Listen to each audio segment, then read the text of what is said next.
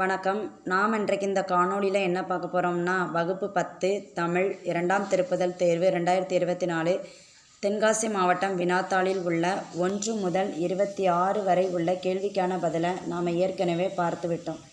இனி இந்த காணொளியில் 27வது கேள்வியிலிருந்து பதிலை பார்க்கலாம் வாங்க.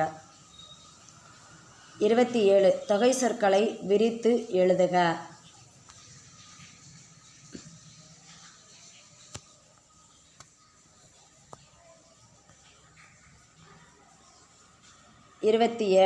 அ முப்பால் அறத்துப்பால் பொருட்பால் இன்பத்துப்பால். ஆ நானிலம் குறிஞ்சி முல்லை மருதம் நெய்தல்.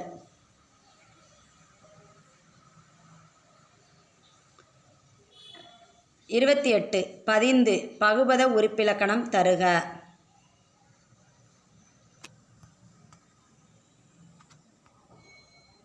பதி கூட்டல் இத்து அடைப்புக்குறி இந்து கூட்டல் இத்து கூட்டல் உ.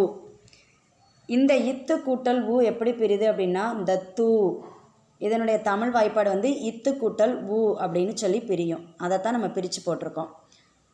பதி பகுதி, இத்து சந்தி, இந்தானது விகாரம், இத்து இறந்த கால இடைநிலை, உ வினையெச்ச விகுதி.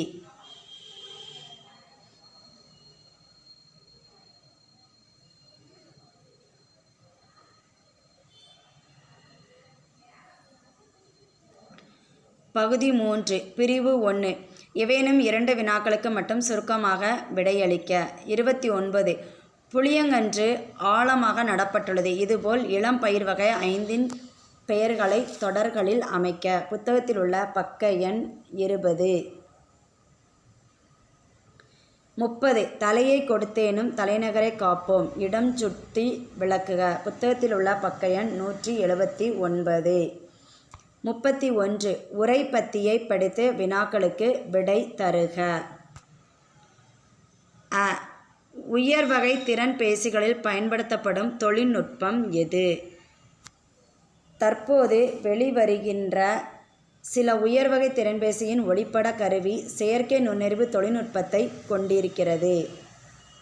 இதுவரைக்கும் தான் முதல் கேள்விக்கான பதில். 2வது கேள்வி திறன்பேசியை திறக்கும் பழைய முறைகள் எவை? கடவுட்சொல்லும் கைரேகையும் கொண்டு திறன்பேசியை திறப்பது பழமையானது. திறன்பேசியில் படம் எடுக்கும் காட்சியை அடையாளம் கண்டு செயற்கை நுண்ணறிவு எவ்வாறு செயல்படுகிறது? செயற்கை நுண்ணறிவு படம் எடுக்கும் காட்சியை அடையாளம் கண்டு அதற்கேற்ப தன்னை தகவமைத்து கொள்கிறது. மீண்டும் அடுத்த காணொளியில் சந்திப்போம்.